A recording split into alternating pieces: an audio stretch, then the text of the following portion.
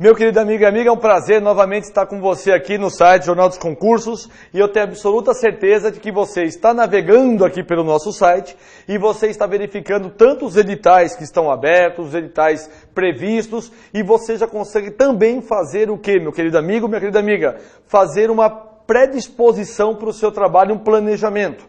É muito importante para concurso público, isso eu recebo muitos e-mails, no Facebook também recebo muito isso, perguntas.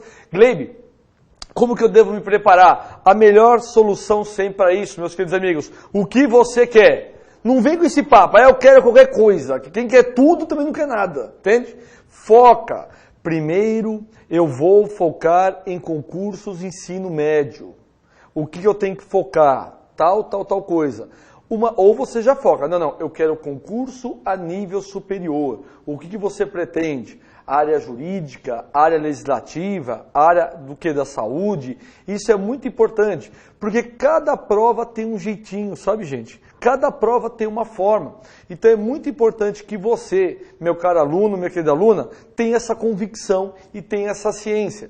Porque se você ficar tirando para todo lado, não, olha, semana que vem vai ter um concurso, a outra semana também. Viaja para o Brasil inteiro, tudo bem que você viaja bastante, mas viagens a trabalho ou a nível de concurso, a gente não conhece praticamente nada, né, gente? Então é muito importante que você, meu aluno, minha aluna, tenha essa convicção. Direito do trabalho, o que eu posso preparar você é para analista e técnico do TRT. Esse é o nosso intuito, este é o nosso objetivo principal, tá? Na aula de agora, na aula de hoje, nós vamos ainda falar sobre contrato de trabalho. E dentro de contrato de trabalho, gente, existe um valor, claro. Ou seja, todo empregado que trabalha, ele trabalha para que ele receba um determinado valor, para que esse valor ele possa custear os seus, enfim, as suas contas, a sua vida de um modo geral. Então, meu aluno e minha aluna, hoje o tema, dentro do trabalho, vamos começar a falar sobre pagamentos, ou seja, remuneração. A remuneração está no artigo 457 da CLT. 457. Remuneração é a soma de salário mais gorjetas. Gleibe, existe algum trabalhador que trabalha e não recebe? Negócio meio contrassenso, né? É claro que nós temos, gente. Nós temos sim um trabalhador que trabalha e não recebe. É o voluntário. Então, a única pessoa que não recebe é o voluntário. Qualquer outra pessoa que venha a trabalhar, consequentemente, ela fará jus a receber algum determinado valor. Esse valor sempre será também o salário mínimo? Resposta: não. Anotemos isso. Trabalhador pode receber menos do que um salário mínimo. Você não vê o exemplo, por exemplo, de estagiários? Estagiários, muitas vezes, turma, recebe menos do que um salário mínimo. E o nome que é dado a este pagamento é de Bolsa Auxílio, o que é uma grande sacanagem. Porque muitas vezes a Bolsa não, mal dá para o fulano, né, para o estagiário, para o estudante pagar a mensalidade. Muitas vezes não dá. Quanto mais as suas despesas. Desta forma, se você encontrar uma questão que tem a palavra trabalhador, você pode optar em incluir, ou melhor, em excluir qualquer alternativa que fale a palavra salário. Porque salário, anotemos isso, é um item específico de empregado. Então, repetindo, vamos lá, gente. Empregado é a única pessoa que recebe salário. Então, liga assim, trabalhador, remuneração, empregado, salário. Tudo bem? Aí fica bom e fica fácil. Lembrando que mesmo aqueles empregados que têm uma remuneração variável, ou seja, aqueles empregados que recebem por gorjeta ou por comissão, é obrigatório pelo menos um salário mínimo por mês. Então, nós temos isso. Empregados que recebem de forma variável, esses empregados, eles devem receber pelo menos um salário mínimo por mês.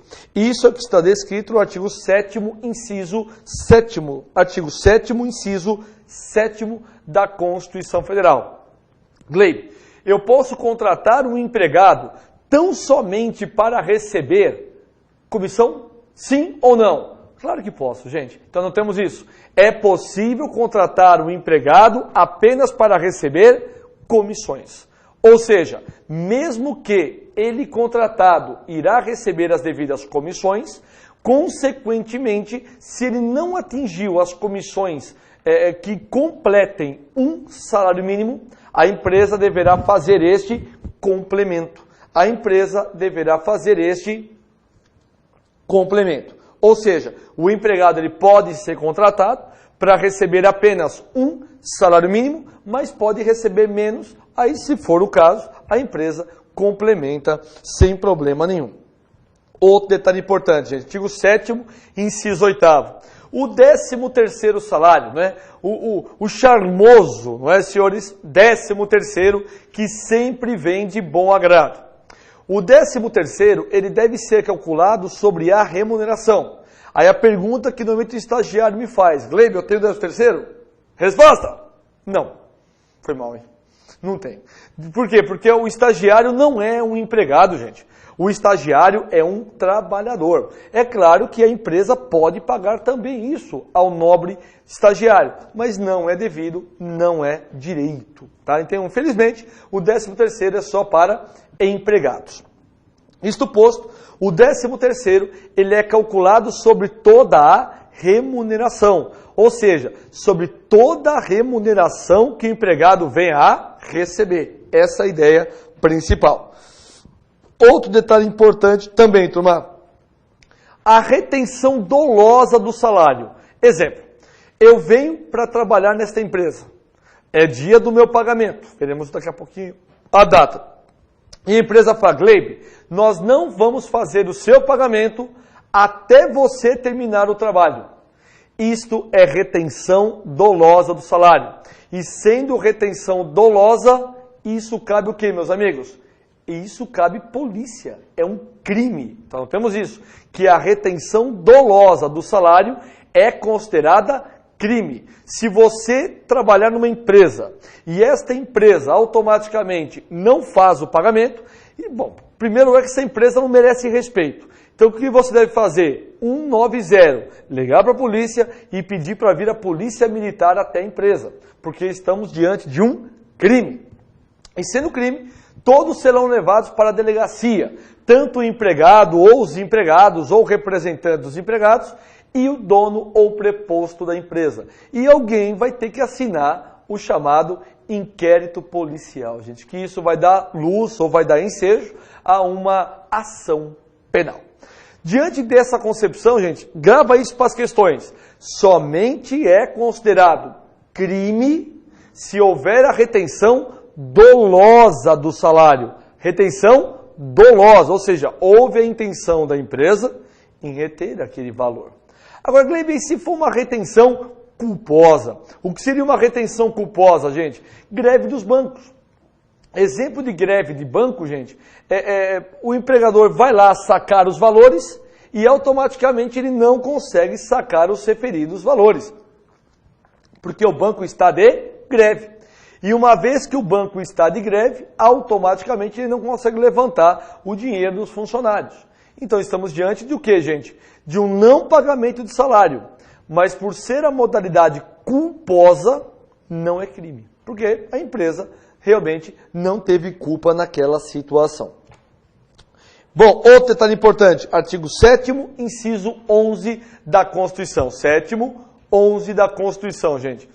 Participação dos lucros ou resultados da empresa. Imaginemos a seguinte hipótese. A empresa a qual você trabalha, via de regra, ela oferece lucro, ela dá lucro. Porque nenhuma empresa, turma, consegue se sustentar há muito tempo sem lucro. Porque se uma vez que ela não tenha lucro, ela não vai ter caixa para arcar com as suas despesas fixas e despesas também variáveis. O que seriam despesas fixas, turma? O salário dos funcionários, os aluguéis, água, luz, e nós temos as despesas, o que? Variáveis de qualquer empresa. Pagamento a fornecedores, pagamentos extras, exemplos. Agora, Gleiber, o que acontece? A empresa dá lucro. Ela pagou todo mundo e tem que sobrar um dinheirinho no caixa. Porque se não sobrar, repito, ela não vai se sustentar por muito tempo, a não ser que seja lavagem de dinheiro, não é? Alguma coisa nesse sentido. Porém, a empresa, ela é obrigada a dividir os lucros com os funcionários? Então, por exemplo, nós, aqui no Jornal dos Concursos, chegamos para o Zé Ricardo, aqueles olhos claros. Eu aqui, o Ivan. Zé, seguinte, eu sei que o Jornal dos Concursos tem lucro, que vocês vendem esse negócio para o Brasil inteiro. E eu quero uma parcela desse lucro, porque eu trabalho aqui, eu te ajudo a ter esse lucro. O Zé Ricardo, com aqueles olhos claros, irá olhar para nós e falar, sumam daqui. Por que ele vai falar isso para nós? Que a PLR somente é cabível se estiver em acordo ou em convenção coletiva. Como a nossa categoria não fala isso, não é devido à participação dos lucros para nós. Pô, pensei que a gente ia morder uma grana, Ivan. Não teve jeito. Então nós temos isso, gente. A participação dos lucros ou resultados apenas será cabível. Apenas será cabível. Apenas será cabível. Isso, vamos lá. Apenas será cabível se estiver em acordo ou em convenção coletiva. E esta cláusula também poderá ser suprimida a qualquer tempo. E esta cláusula também poderá ser suprimida a qualquer tempo, em qualquer momento. Então, infelizmente, tem que ser formada uma comissão. Esta comissão é formada por representantes do sindicato. E esta comissão, ela vai definir exatamente quais são as regras do pagamento dessa participação dos lucros ou resultados. Normalmente, trabalha-se 1 ano, 12 meses, para receber no ano posterior, porque é realmente só no fechamento anual que se sabe o lucro que aquela empresa teve.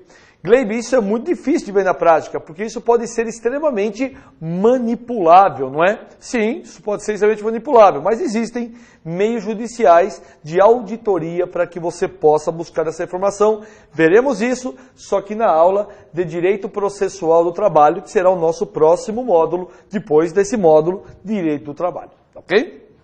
Senhores e senhoras, empregado que trabalhou apenas uma parte do ano. Ele trabalhou apenas, repito, uma parte do ano. Exemplo, tem 12 meses, ele trabalhou, por exemplo, 8 meses e foi dispensado. Ou pediu para ser dispensado, ou pediu demissão, ou foi uma justa causa.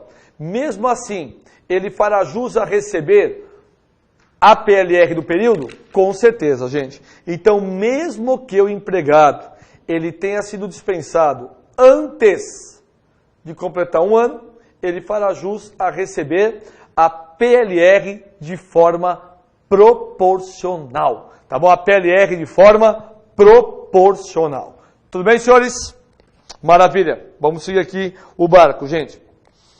Dentro ainda de remuneração, esse primeiro tópico aqui dentro do contrato de trabalho, é importante frisar a súmula 45. Vamos frisar a súmula número 45. Vamos anotar isso? Vamos lá, gente. A remuneração das horas extras, quando paga habitualmente,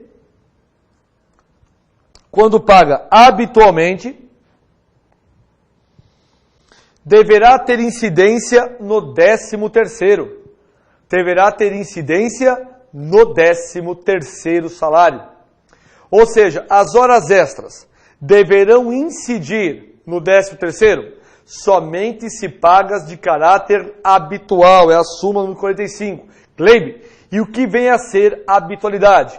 É aquele empregado que faz hora extra todo mês. Então, empregado que faz hora extra todo mês, o seu 13º não é apenas sobre a remuneração, mas também será sobre as horas extras que eventualmente ele venha, porventura, fazer. Súmula 63. Vamos lá, o que determina a súmula número 63? Vem comigo, vamos lá. O FGTS, ele deve ser calculado sobre a remuneração, perfeito? O FGTS, ele deve ser calculado sobre a remuneração. Todo mundo sabe disso. Porém, meus caros amigos, porém, as horas extras devem ser incluídas também no FGTS? Resposta, sim, notemos isso, por favor, vamos lá. As horas extras, mesmo que eventuais,